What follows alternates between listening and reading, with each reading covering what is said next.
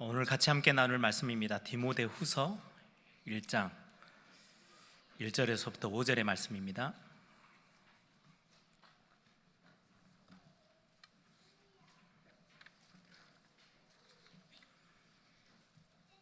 디모데후서 1장 1절에서부터 5절 말씀입니다. 우리 다 찾으셨으면 우리 한 목소리로 1절부터 5절 같이 함께 읽겠습니다. 하나님의 뜻으로 말미암아 그리스도 예수 안에 있는 생명의 약속대로 그리스도 예수의 사도된 바울은 사랑하는 아들 디모데에게 편지하노니, 하나님 아버지와 그리스도 예수 우리 주께로부터 은혜와 긍휼과 평강이 내게 있을지어다. 내가 밤낮 간구하는 가운데 쉬지 않고 너를 생각하여 청결한 양심으로 조상적부터 섬겨오는 하나님께 감사하고, 내 눈물을 생각하여 너 보기를 원함은 내 기쁨이 가득하게 하려 함이니, 이는 내 속에 거짓이 없는 믿음이 있음을 생각함이라. 이 믿음은 먼저 내 외조모 로이스와 내 어머니 유니게 속에 있더니 내 속에도 있는 줄을 확신하노라. 아멘. 오늘 제목이 눈물을 가진 성도라고 제가 제목을 붙였습니다. 오늘 디모데후서를 우리가 같이 함께 읽었는데요. 디모데후서는 여러분들이 잘 알다시피 바울의 서신 중에, 바울의 편지로 이제 교회들과 또 중요한 제자들에게 나누어지는 편지 중에 거의 가장 늦게 기록된 성경이 디모데후서입니다. 그러면 순교당하기 얼마 남지 않는 시간에 쓰여진 편지이기도 하죠. 가장 함께 자기의 영적인 아들로 삼았던 디모데에게 이제 두 번째 편지를 보내는 거죠. 디모데후서예요. 이제 얼마 남지 않은 시간, 하나님이 어느 뒤에는 이제 부르셔서 사역을 마무리를 해야 되는 시간표를 두고 가장 보고 싶은 자기의 제자 아들 디모데를 향해서 편지를 쓰면서, 예전에 같이 함께 사역했던 그 시간을 이제 어느 날 이제 헤어지면서 디모데에게는 또 중요한 사역 현장을 맡기기도 하고, 그리고는 이제 바울은 감옥에 갇혀서 지금 있는 거죠. 유일하게 옆에 같이 함께 있는 분은 사도행전을 기록했던 의사 누가, 계속 옆에서 주치의로 몸의 연약한 부분들을 이렇게 도와주고 치료하고 있었던 누가 말고는 옆에 이제 많은 사역자들이 왔다 갔다만 하지 오랫동안 같이 머물 수 없는 상황이었어요.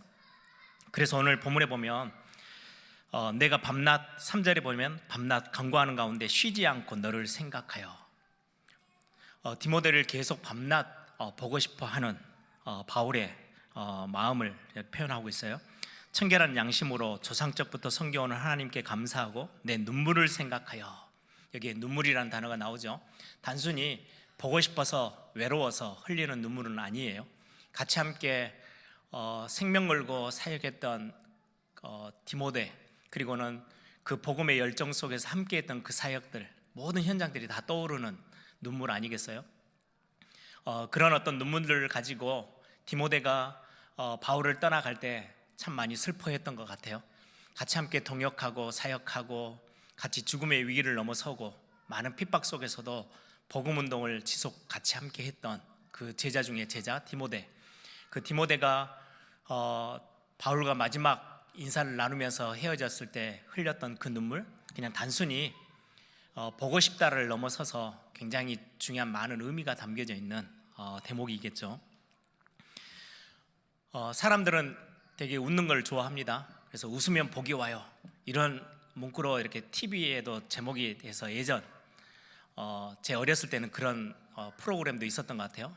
지금 생각하면 되게 어려웠던 시절이에요. 그래서 웃으면 복이 와요.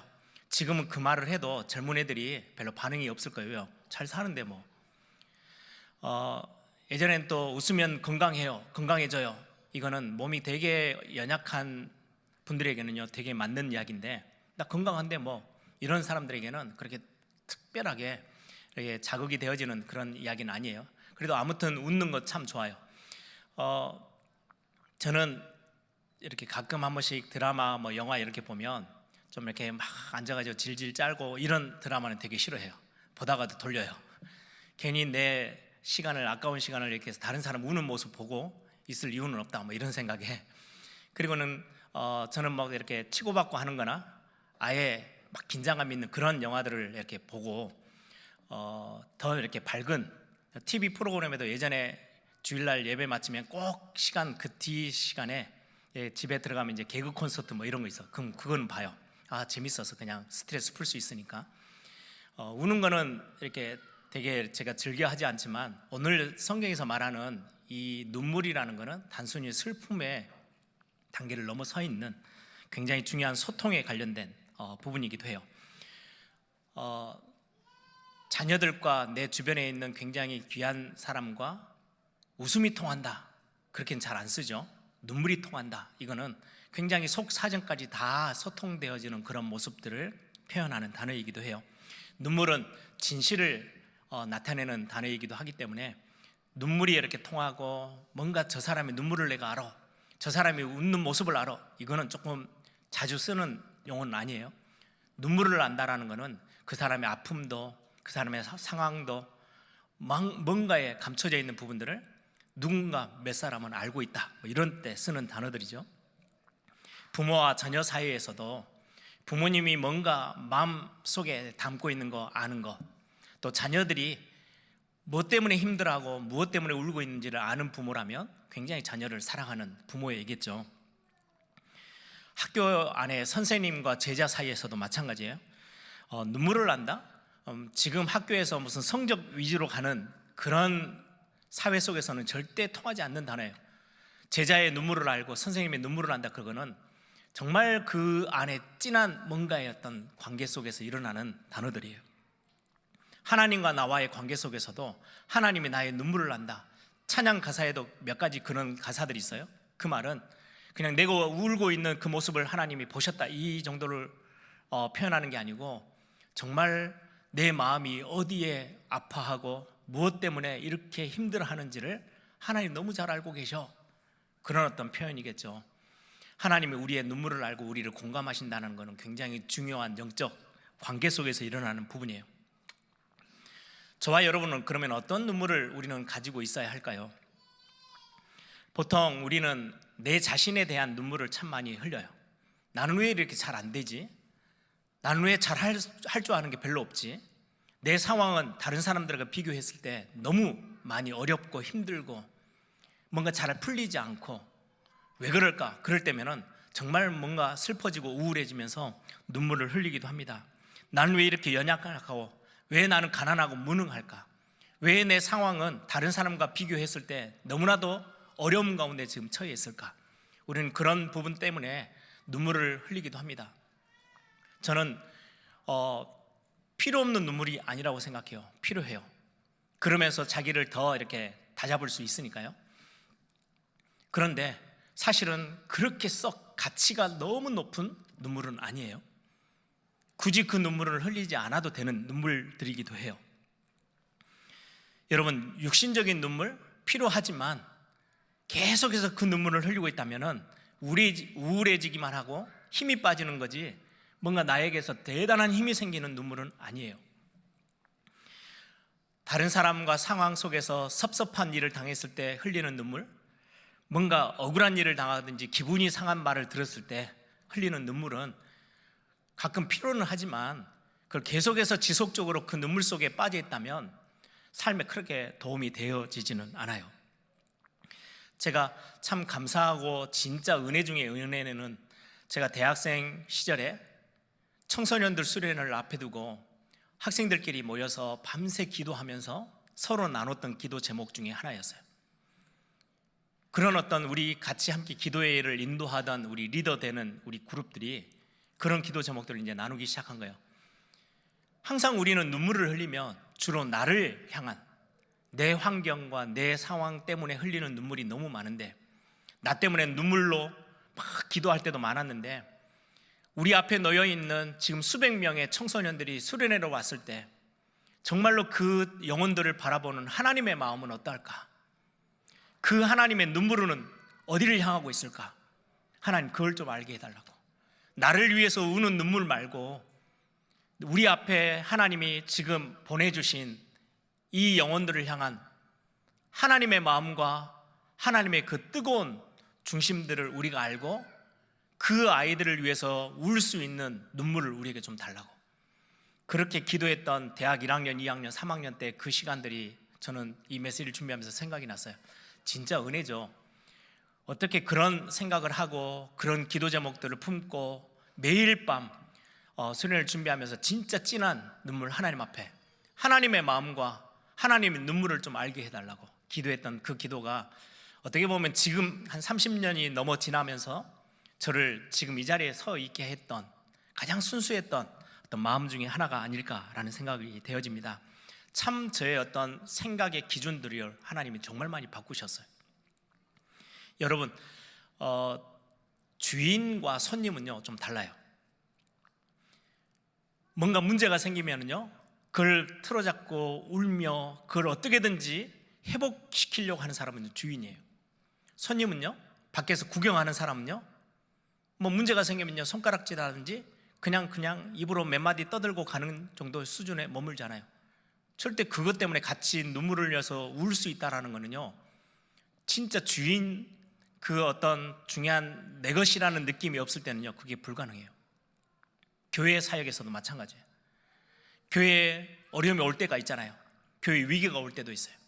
정말로 이 교회를 내 것으로 생각하는 성도라면 정말 하나님 앞에서 울면서 교회를 든든히 세워나가는 일에 이 문제를 넘어설 수 있도록 기도하는 거 정말 중요하겠죠.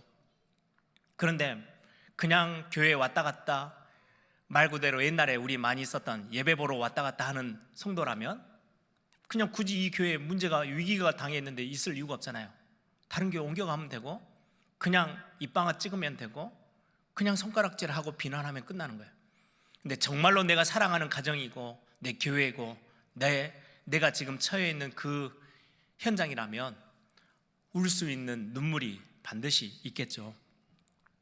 여러분, 우리의 가정, 우리의 교회, 우리의 후대, 국가, 시대를 바라보면서 우리가 주인으로 하나님이 우리 이 자리를 우리에게 맡기시고 세우셨거든요. 그래서 우리가 오늘 중요한 연초 2024년을 시작하면서 우리 교회에 5가지 그 주제들을 두고 우리가 같이 함께 짧은 시간 우리 하나님의 말씀으로 한번 우리 같이 함께 나누며 붙잡는 시간 되길 바랍니다. 교회가 진짜 눈물을 가진 교회, 요즘은 자신의 힘을 과시하는 교회, 그런 시대가 되어져 버렸는데 한 시대에 정말로 현장에 있는 교회들을 바라보면서 눈물을 흘려 하나님 앞에 기도할 수 있는 그런 우리 예일교회 모든 성도님들 되길 바랍니다. 가장 첫 번째입니다. 어떤 눈물을 그러면 우리는 가지고 흘려야 할까? 이왕 할 거 우리가 많은 부분에 있어서 눈물을 흘리는 여러 가지 사건들이 있죠. 저는 장례식이 되어지면 우리 성도님들에게도 장례식장 가서 그렇게 이야기를 해요. 어떤 목사님들은 장례식장에서 천국 갈 건데 왜 그렇게 우냐고 막 뭐라 하시는 저는 목사님들 여러 분을 봤거든요. 근데 저는 우리 성도님들에게요, 장례식 때는 울어야 돼요. 옛날 어른들처럼 곡을 하라는 게 아니에요. 눈물도 안 나오는 그냥 소리만 막 지르는 그게 장례식의 문화, 그걸 말하는 게 아니고 가장 사랑하는 사람, 함께 했던 사람, 가족이 사랑했던 사람이 먼저 떠났어요. 이 세상을 이제는 볼 수 없어요. 육신적인 눈물 반드시 있어요. 그 눈물이 어느 정도는 채워져야 슬픔을 이겨내고 일어설 수 있어요. 그래서 거기서 우는 건 당연한 거예요. 근데 지금 우리가 말하는 거는 그런 육신의 눈물을 넘어서서 진짜 우리의 중심에 진실이 담겨져 있는 눈물.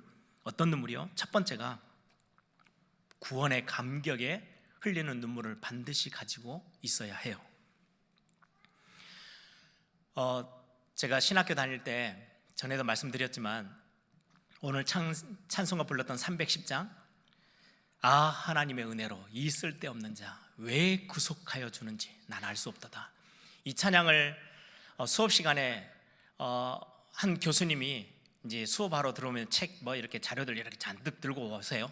그러면 탁 놓고 교탁에 딱 서서 찬송 하나 부릅시다 이렇게 하고 이 찬양을 딱 부르는데 끊임없이 그 교수님이 눈물을 흘리면서 이 찬양을 하는 모습에 저는 참 많은 생각을 하게 됐어요. 대부분 교수, 이렇게 신학 교수 그러면 굉장히 딱딱하거든요. 굉장히 이렇게 딱 지식적으로만 막 뭔가를 학생들을 막 쪼아대는. 근데 그 교수는 굉장히 어려운 과목이고 굉장히 복잡한 과목인데도 불구하고 그분의 그냥 중심에 신앙이 느껴지는, 진짜 하나님 앞에 구원의 감격을 가지고 있는 진짜 하나님의 사람이구나 라는 게 느껴지는. 그래서 나도 나중에 나이가 많이 들고 또 사역이 많은 경험이 쌓여지더라도 구원의 감격을 놓치지 않는 그런 목사가 돼야 되겠다. 참 목사가 돼서 사역을 계속해 나가면서 이 구원의 감격에 대한 은혜와 눈물을 잊지 않고 있는 목회자가 된다는 건 쉽지 않거든요, 사실. 근데 그 구원의 감격에 대한 눈물을 하나님 앞에 흘릴 수 있는 사람, 진짜 은혜를 아는 사람이겠죠.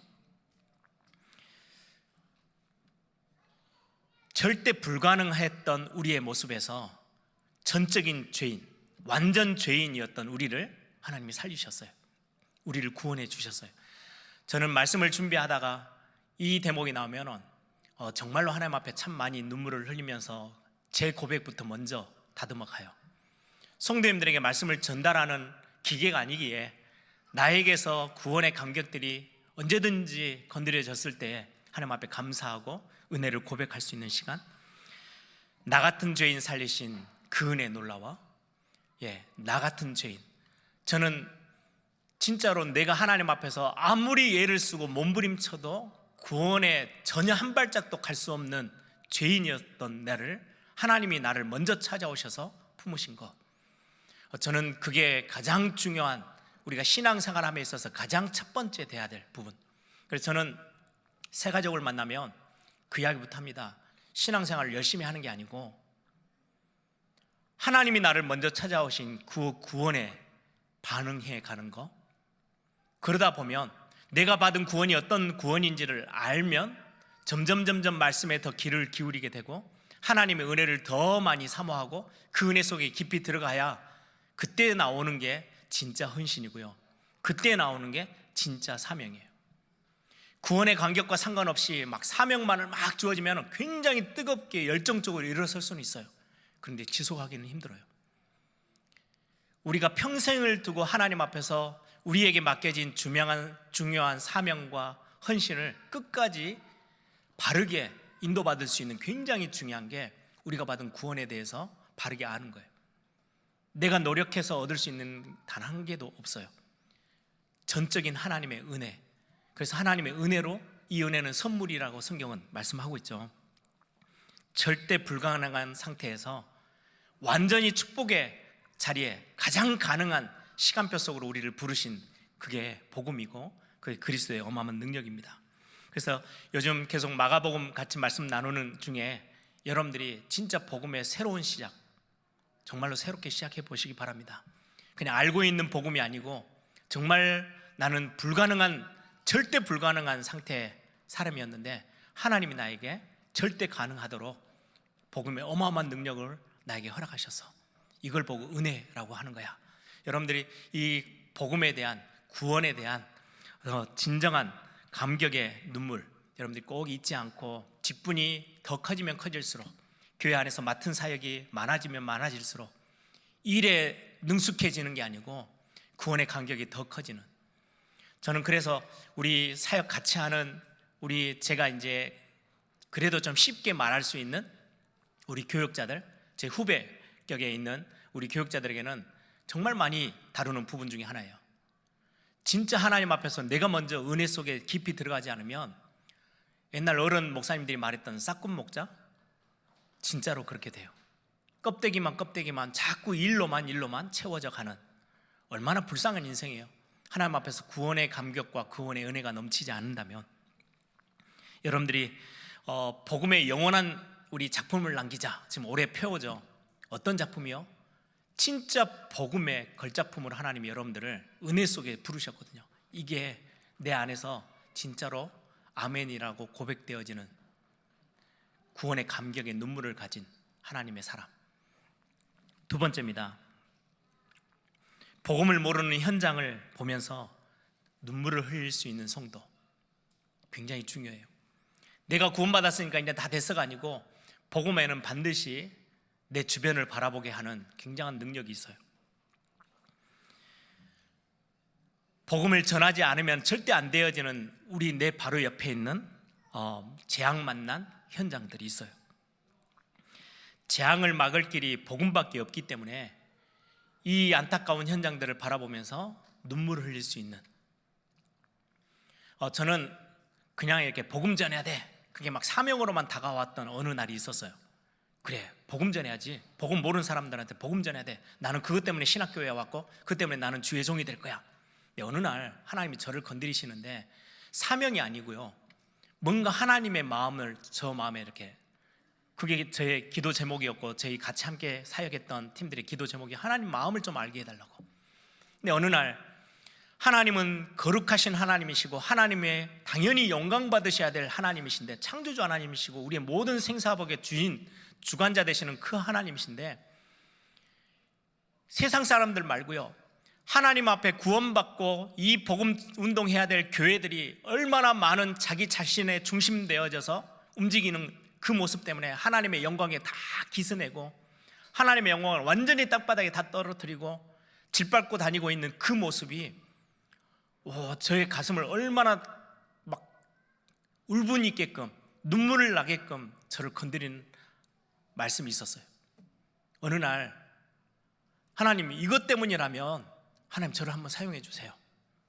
그게 어떻게 보면 부모님에게 받은 영향일 수도 있고요, 하나님이 말씀 통해서 저를 건드렸던 굉장히 중요한 시간이었어요.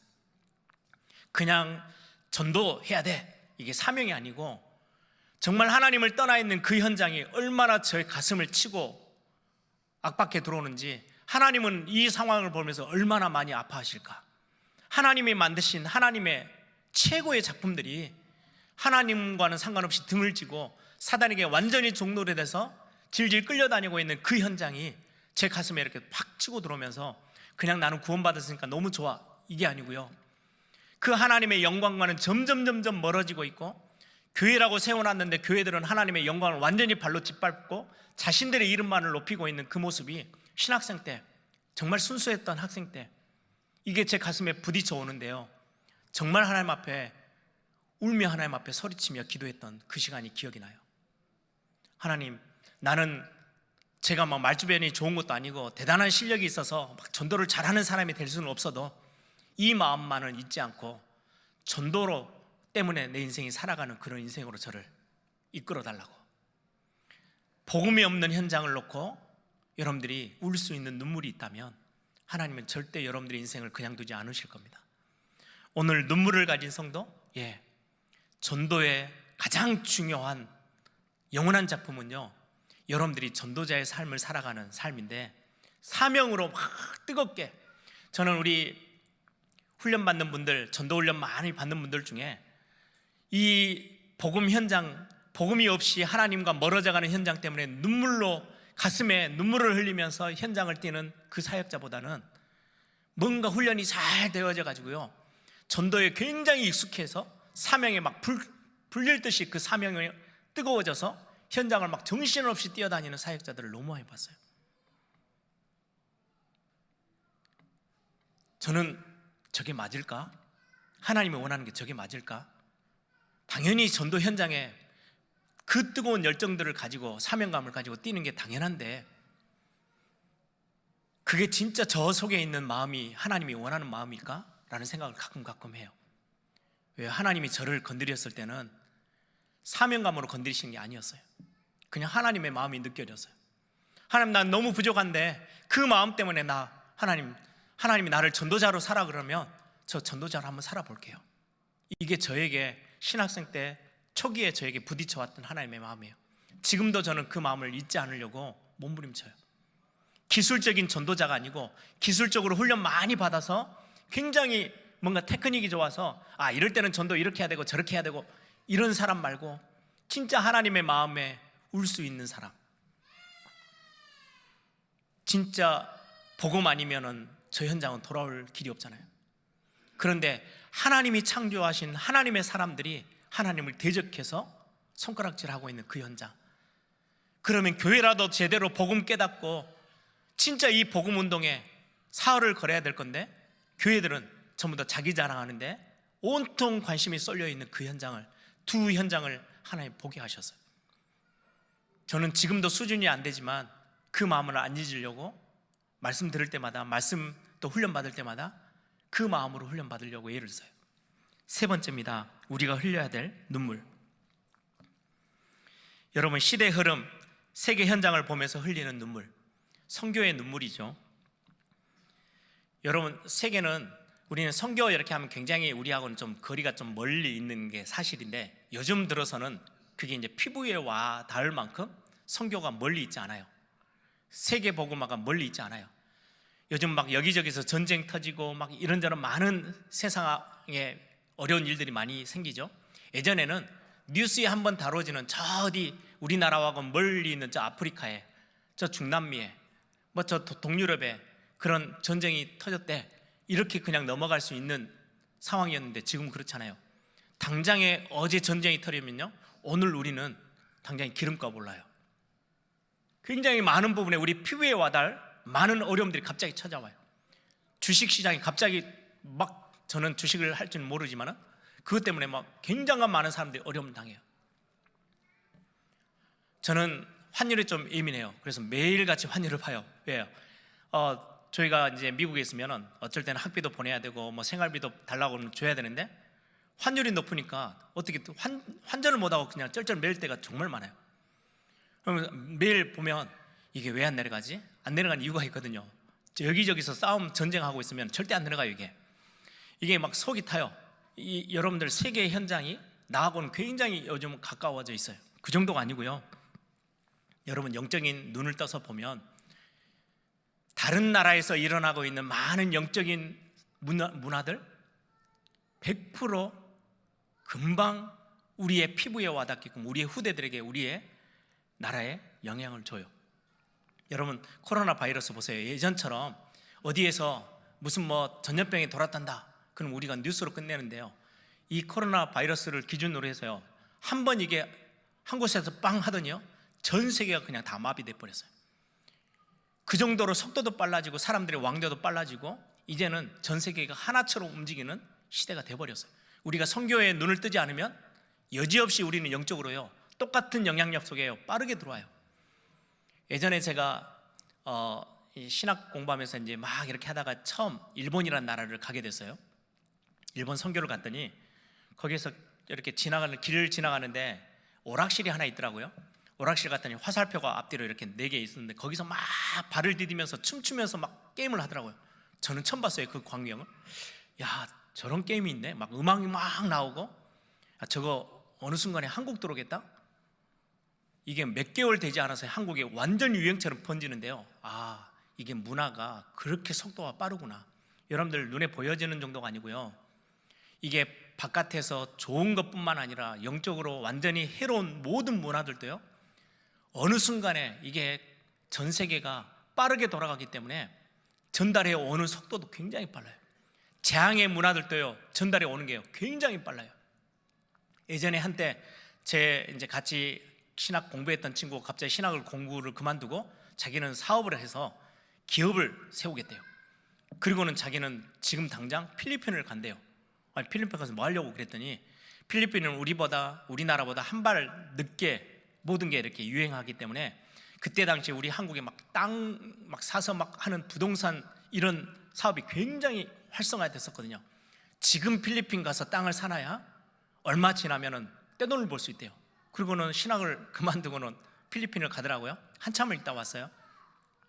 이게 이제 사업을 하는 사람들도 이제 그런 눈이 있는 거죠. 이게 사업의 어떤 트렌드나 모든 게 빠르게 세계화되어지는, 요즘은 이제 뭐 거의 인터넷 세상이다 보니까 이게 뭐 1년 뒤, 2년 뒤가 아니고요, 하루 이틀 상관해요. 전 세계가 다 같이 동시에 다발적으로 움직여요. 이런 세계 속에 우리 영적인 문화도 마찬가지예요. 그래서 현장에, 선교 현장에 교회를 세우고 선교 현장에 정말로 제자들을 제대로 세우지 않으면 어느 날 그 영적인 흑암의 문화들은요, 한국으로 막 파고 들어올 거예요. 수많은 교회예요, 거의 전염병처럼 퍼져가는 게 이 눈을 떠야만 선교는 진짜 우리가 지금 해야 되는 거구나 라는 것들을 우리가 알 수 있어요. 성경은 처음부터 열방, 모든 민족, 만민, 땅끝, 이게 성경의 단어들이에요. 이 그림을 가지고 있었던 다윗, 이 그림이 있었던 요셉, 아브라함, 하나님이요 그들의 삶을 어떻게 쓰셨는지 우리는 성경을 통해서 확인하게 됩니다. 성교는 내 크기를 하나님의 크기로 바꿔가는 굉장히 중요한 축복이에요. 여러분들이 성교에 대해서 관심이 많다? 네, 그러면 여러분들의 그릇이 하나님의 그릇으로 커져가는 거예요. 세계를 담는 그릇이 되어지는 거예요.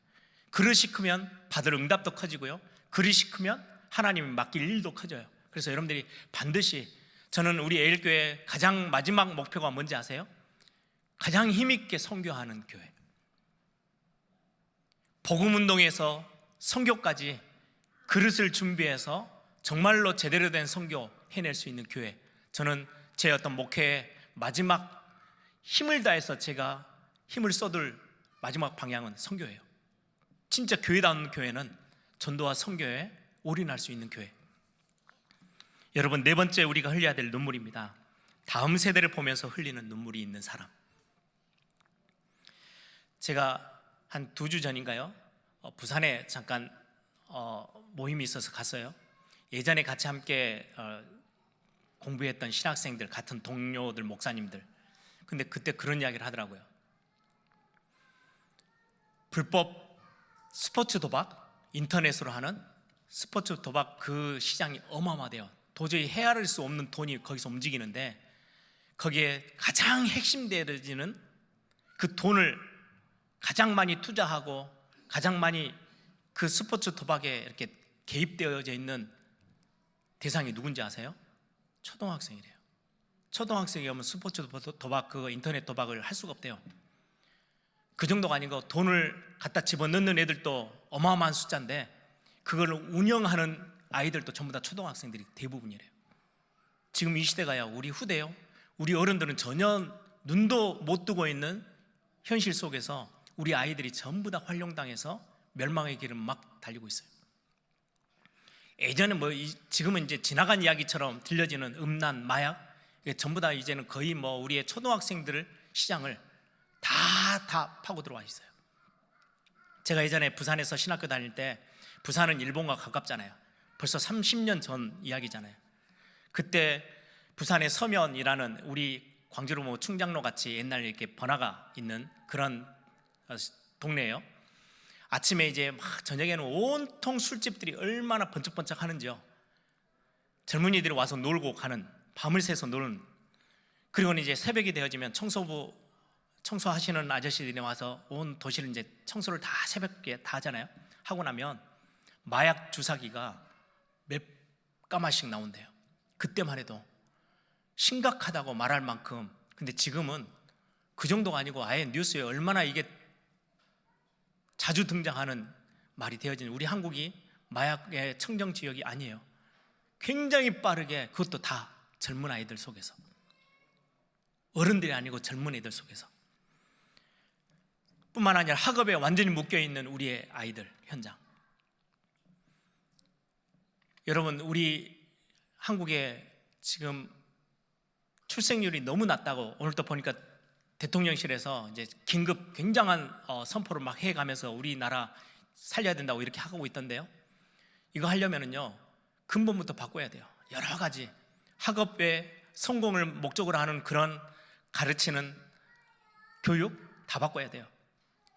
우리 때만 해도 막 욕을 하면서 어쩔 수 없이 끌려갔거든요. 남자들은 그래도 체육 시간이 있으면 체육회 하루에 운동장이라도 나가요. 여자 학교들은요, 체육 시간 만들어 놓고 체육 한 번도 해본 적이 없어요. 전부 다 그냥 자율학습하고 시험 공부로만 막 가요. 공부하는 대로. 몸을 안 움직이잖아요. 몸이 약해질 수밖에. 나중에서 결혼해서 아이를 낳으려면 체력이 안 돼요. 근데 지금은 더 심각해졌어요. 아예 성공 자체로 가니까 아예 결혼도 가정도 다 포기하는 시대가 돼버렸어요. 건강도 안 따라와요. 기초 체력이 아예 없는 그런 민족성을 갖게끔 교육이 그렇게 만들기 시작하고, 지금은 그게 전 나라에 확산돼서 미래가 불투명한 국가처럼 가고 있어요. 여러분들 진짜로 기도하셔야 해요. 이 대한민국이 선교의 가장 중심에 서 있는 나라거든요. 그러면 흑암은 어떻게 해야 되겠어요? 다음 오는 세대들을 건드려서 힘 다 빼버려야 결국은 선교 못하는 나라로 가야 돼요. 이게 한국교회가 얼마나 힘 있는지요. 복음이 있다 없다를 넘어서서 이 한국교회가 전 세계 선교사를 가장 많이, 비율적으로 제일 많이 파송하고 있어요. 숫자적으로는 미국이 가장 1순위지만 숫자적으로도 우리 대한민국이 거의 2등이에요. 퍼센테이지로 인구 비율로 따지면요, 전 세계에 따라올 수 없을 만큼 선교사를 어마어마하게 파송하고 있는 나라예요. 그 정도 교회가 힘이 있어요. 그런데 지금 이 한국 교회와 한국 대한민국을, 미래를 지금 다 빼앗고 있는 게 지금 흑암 세력의 실제 일이거든요. 우리는 이 부분들을 보면서 정말로 눈물을 흘려 기도해야 해요. 저는 교회에서 우리 금요 찬양 집회나 여러 가지 사역들 속에 가장 1순위 대상으로 두는 게요, 우리 렘넌트들이에요.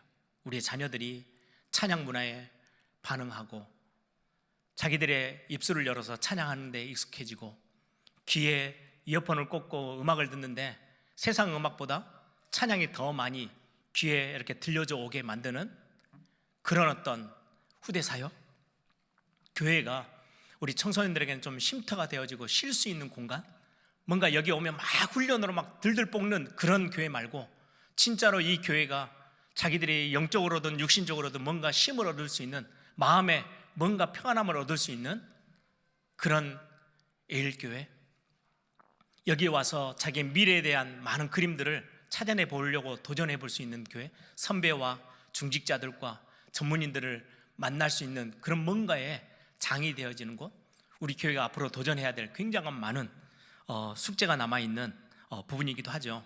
마지막입니다. 이런 모든 것들을 두고 하나의 교회만 제대로 서도 복음, 전도와 선교와 후대 사역들을 능히 감당할 수 있어요.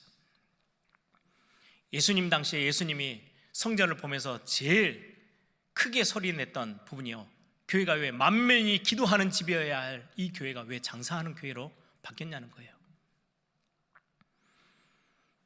우리는 교회를 놓고 진짜 기도해야 될 우리의 기도의 제목들이 있습니다. 교회다운 교회, 교회의 영원한 작품으로 우리는 기도의 제목 삼아야 되겠죠. 말씀을 마무리합니다. 이런 때 나를 하나님이 부르셨어요. 저와 여러분을 부르셨어요. 에일교회의 성도다운 진짜 눈물을 가지고 있는 우리 성도님들이 되기를 소망합니다. 여러분들은 오늘 말씀을 간단하게 들으시면서 지나가는 말씀으로 두지 마시고 여러분들 개인에게 한번 질문을 던지시는 시간이었으면 좋겠어요. 나는 필요한 눈물이지만 육신적인 눈물만 흘리고 있는 성도인지, 가치 없는 눈물만을 흘리고 있는 내가 시간을 보내고 있는 건 아닌지, 하나님과 진짜 소통되어지는 눈물을 나는 가지고 있는지, 현장을 향하여서, 자녀들을 향하여서, 교회를 향하여서 나는 어떤 눈물을 흘릴 사람인지 여러분들이 한번 하나님 앞에 질문해보고 다시 한번 우리의 마음들을 하나님을 향하는 그런 축복된 시간 되길 바랍니다. 이 시간에 한번 다 같이 한번 기도하겠습니다. 하나님의 마음, 하나님이 무엇 때문에 아파하고, 하나님이 무엇 때문에 답답해하시고, 하나님은 무엇 때문에 눈물을 흘리실까? 저는 제 인생의 그 질문이 저 인생 가장 많은 방향을 바꿔버렸어요.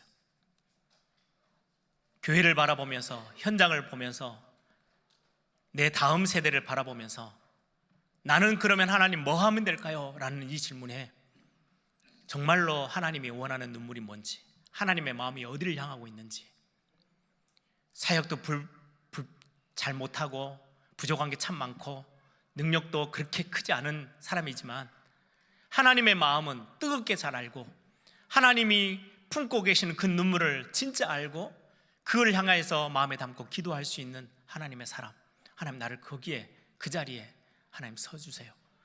여러분들이 중요한 그런 믿음의 고백들이 오늘 짧은 시간 같이 말씀 통해서 드려지는 기도의 제목이 되기를 소망합니다. 우리 함께 다 같이 한번 기도하겠습니다. 하나님, 하나님의 마음과 하나님의 눈물을 하나님 나에게 허락하여 주옵소서. 함께 기도하겠습니다. 살아계신 주님 감사합니다.